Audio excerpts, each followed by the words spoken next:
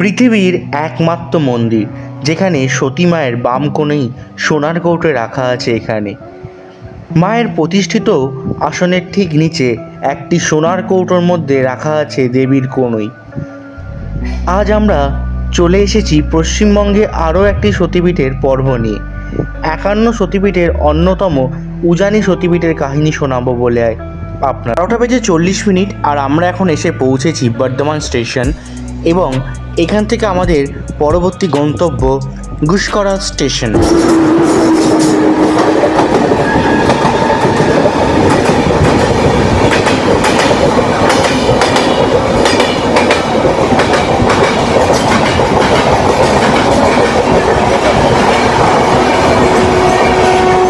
যদি আপনারা ট্রেনে করে আসেন তাহলে গুসকরা স্টেশনে নেবে আপনাদেরকে বাসে করে বা শেয়ার গাড়িতে যেতে হবে কোগ্রামে, অথবা আপনারা যদি গাড়ি নিয়ে আসেন তাহলে সরাসরি রোড দিয়ে গুসকরা হয়ে আপনারা কোগ্রামে পৌঁছে যেতে পারেন। এখানে বাস পাওয়াটা একটু সময় সাপেক্ষ এবং এখানে শেয়ার গাড়ি অ্যাভেলেবেল থাকে, তবুও এটি অনেকটাই ভেতরে আমাদের জন্য। আবার আমরা কিন্তু বাসে করেই পৌঁছেছিলাম গুসকরা থেকে কোগ্রাম পর্যন্ত। আমরা বাস থেকে নামলেই দেখতে পেলাম এই উজানি সতীপীঠ যাওয়ার মেন ফটক দুয়ার, আর বাসটি আমাদেরকে ছেড়ে চলে গেল তার গন্তব্যের উদ্দেশ্যে। চলুন আমরা এই 51তম সতীপীঠ মঙ্গলচণ্ডী মন্দিরের যাওয়ার এই সাইনবোর্ড দেখে আমরা এখন সেই 1.5 কিলোমিটার পথ হেঁটে যাব মন্দিরের উদ্দেশ্যে, কারণ বাস স্ট্যান্ড থেকে মন্দিরের ডিস্টেন্স প্রায় 1.5 কিলোমিটারের মতো। আর আমরা প্রায় 3টে নাগাদ এসে পৌঁছলাম মন্দিরের একদম সামনে। আর আমরা এখন প্রবেশ করছি এই উজানি সতীপীঠে, যেখানে দেবীর বাম কোণই পড়েছিল। কালিকা পুরাণ মতে কালীরূপ ধারণ করে দেবী ভক্তের সমস্ত কষ্ট নিবারণ করেন, তাই এখানে দেবীকে কালীরূপে পূজিত করা হয়।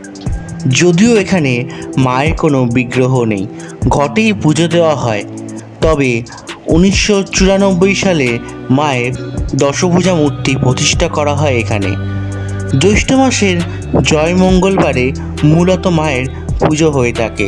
এছাড়াও এখানে উজানি মেলা থেকে শুরু করে দুর্গাপুজো সব কিছুই হয় এই মন্দিরে।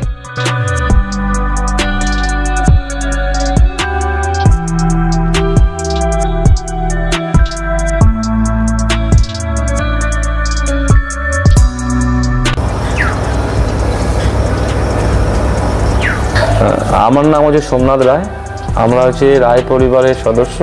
রায় পরিবারে মা আদেশ দিয়েছিল পুজো করা, সেই রায় পরিবারের লোক আজ 22 পুরুষ ধরে মায়ের পুজো পাঠ করে এসছে। আজকে আমি 22 নম্বরে দায়িত্বে আছি।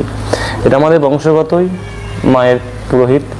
আর এখানে মায়ের নাম হচ্ছে মঙ্গলচণ্ডী, কিন্তু মায়ের রূপ হচ্ছে দুর্গা দশভুজা। এখানে মায়ের ভৈরব মন্দিরের সাথেই মায়ের সাথেই আছে। এখানে ভৈরবের আদার্স কোনো মন্দির নেই। প্রতিদিন মায়ের নিত্য সেবা হয়ে থাকে, মা হয়। এখানে মায়ের রীতিমতো মাকে মাছের ভোগ দিতে হয়, মাছ ছাড়া দেবীর অন্ন ভোগ এখানে হয় না। এখানে সতীপীঠে এক এক সতীপীঠে এক এক সময় উৎসব হয়। আমাদের দুর্গাপুজোর সময় 4 দিন ধরেই মায়ের উৎসব চলে। সপ্তমী, অষ্টমী, নবমীতে মায়ের 3 দিন ধরে বলি হয়। দশমীতে মায়ের ঘট বিসর্জন ও ঘটকে স্থাপন করে প্রতিষ্ঠা করা হয়। কালী পুজোতে বিশেষ করে পুজো হয়, মায়ের লবান্ন উৎসব হয়। 1 মাঘ মায়ের উজানি মেলা হয়। উজানি মেলে মায়ের মন্দিরে পেছনে অজয় নদী আছে, তার বালিতে একদিনের জন্য মেলা হয়। এখানে যে দেবীর কুনুইটা আছে, মায়ের যে স্টোন কুন, সেটা মায়ের সিংহাসনে যে কালো মার্বেল আছে, ওই কালো মার্বেলের নিচে গভীরে গোল্ডেন সে কৌটার মধ্যে দেবীর কুনুই রাখা আছে। তার উপরে মায়ের কোষ্ঠী পাথরে মূর্তি তৈরি করা হয়েছে, মূর্তি প্রতিষ্ঠিত করা হয়েছে। মন্দিরের পরিবেশ অত্যন্ত শান্ত। মন্দিরের পাশেই বয়ে চলেছে অজয় নদ। উজানি সতীপীঠের মা ছাড়াও মহাদেবও কিন্তু এখানে অত্যন্ত জাগ্রত। মা সকলের কথা শোনেন এবং মনস্কামনা পূরণও করেন। মা সকলের মঙ্গল করে থাকেন এইখানে, তাই তো মা এখানে মঙ্গলচণ্ডী। আমরা মায়ের ভোগ ঘর দেখব এবং এখানে নিত্যদিন ভোগ খাওয়ানো হয় সমস্ত ভক্তদের। এখানে ভোগে থাকে ভাত, ডাল, একরকম ভাজা আর পায়েস। মা এখানে সর্বত্র বিরাজমান।